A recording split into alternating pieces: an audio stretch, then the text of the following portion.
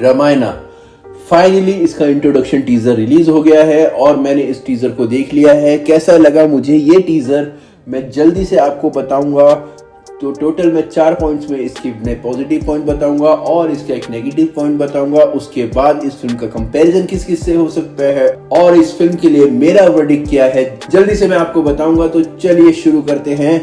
तो सबसे पहले बात करूं अगर इस टीजर की सबसे बड़ी जो जान थी वो था इसका बीजीएम मतलब बैकग्राउंड म्यूजिक। और जैसे ही क्रेडिट्स आते हैं तो आप वहां पढ़ते हैं कि ये जो बैकग्राउंड म्यूजिक और म्यूजिक है ये दिया गया है by Hans Zimmer and A R. Rahman. A R. Rahman को आई एम श्योर आप लोग जानते होंगे, पर जो लोग हंस जिमर को नहीं जानते प्लीज एक बार गूगल कर लीजिए, आपका दिमाग घूम जाएगा। ये दो लेजेंड पहली बार इतनी बड़ी मूवी के लिए बीजीएम दे रहे हैं, उसका म्यूजिक दे रहे हैं, तो I am sure that music is going to be a next level. ये फिल्म का म्यूजिक बहुत ही आउटस्टैंडिंग होने वाला है, बीजीएम इज पाथ ब्रेकिंग होने वाला है इंडियन फिल्म इंडस्ट्री के हिसाब से। तो इस फिल्म का जो पहला प्लस पॉइंट था वो था इसका बीजीएम।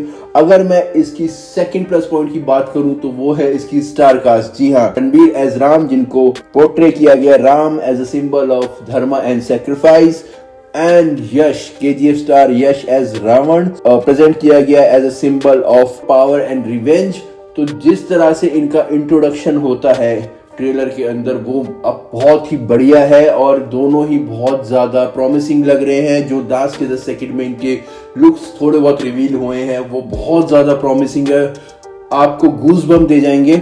इसके बाद साई पल्लवी इसमें सीता माता का किरदार निभा रही है और जो मुझे पर्सनली जिस चीज को मुझे बहुत ज्यादा वेट कर रहा हूँ वो है सनी देओल एज हनुमान जी। यस, आप सही सुन रहे हैं कि सनी देओल इसमें लॉर्ड हनुमान जी का रोल कर रहे हैं और वो रोल कैसे करेंगे सनी देओल, उस कैरेक्टर में कैसे ढलेंगे, ये अपने आप में ही बहुत मतलब बेहतरीन होगा देखना। सो आई एम वेटिंग कि सनी देओल एज हनुमान इस फिल्म में कैसे देखेंगे। तो स्टार कास्ट इस फिल्म की जान है। अगर इसके बाद मैं बात करूं इसके तीसरे प्लस पॉइंट की वो है इसकी डायरेक्शन। अगर मैं बात करूं कि फर्स्ट इंप्रेशन ही लास्ट इंप्रेशन होता है तो नितेश तिवारी की इस फिल्म का फर्स्ट इंप्रेशन बहुत ज्यादा आपको इम्प्रेस करता है।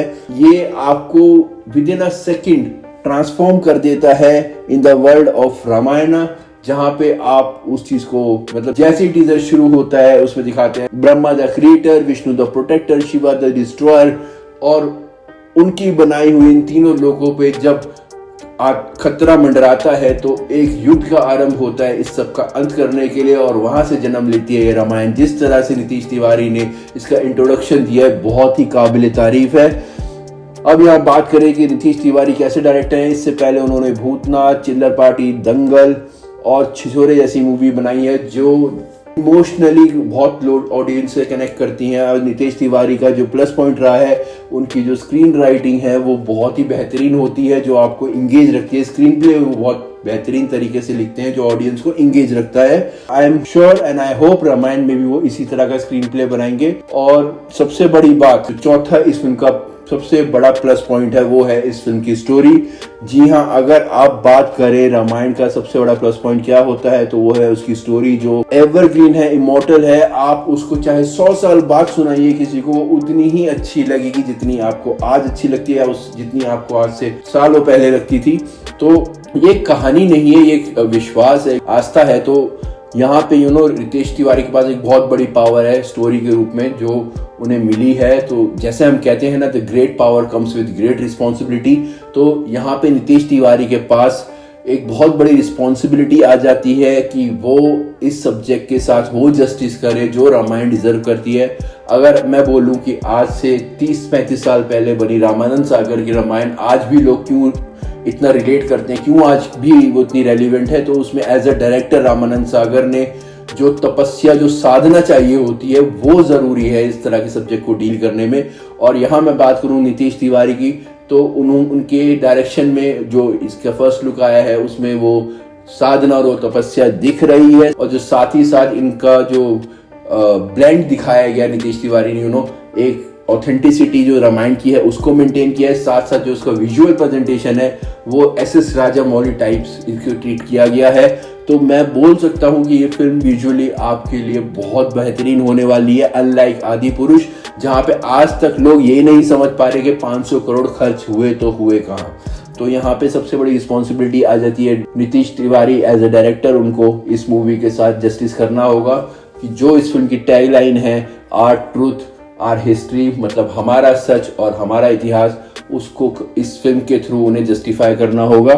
अगर मैं बात करूं इस फिल्म के नेगेटिव पॉइंट्स की, तो अभी कहना बहुत जल्दबाजी होगा क्योंकि एक ट्रेलर में 10 सेकंड के ग्लिम्स है यश और रणबीर के जो बहुत ही बढ़िया लगते हैं, पर यहाँ पे हमें ये देखना होगा कि इसका स्क्रीन प्ले जैसे 2 पार्ट में लिखी जा रही है, तो आई एम श्योर इसका स्क्रीन प्ले बहुत ग्रिपिंग लिखा होना चाहिए जिससे ऑडियंस अपना इंटरेस्ट ना खोए।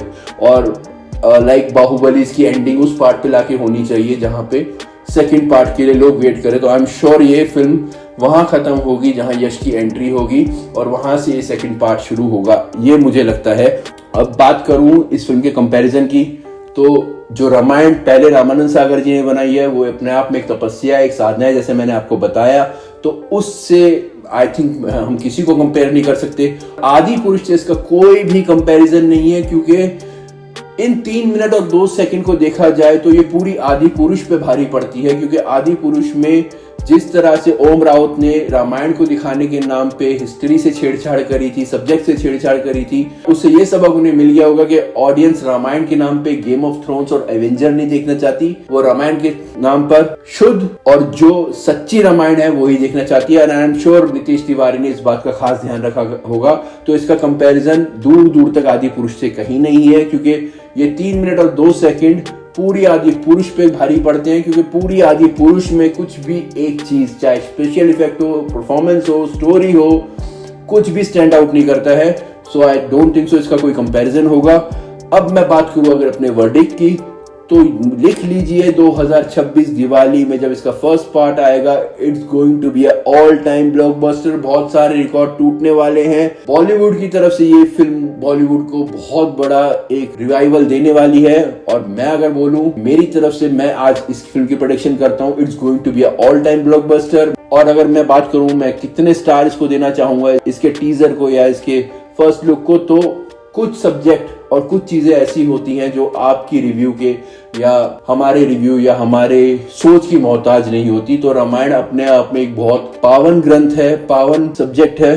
तो इसको मैं उम्मीद करता हूँ उसी तपस्या और साधना के साथ नीतीश तिवारी जी इसको बनाएंगे, जैसा कि रामानंद सागर ने हमें बहुत साल पहले रामायण बना के दी थी। तो आई वुड से कि ये फिल्म बहुत बड़ी हिट होने वाली है।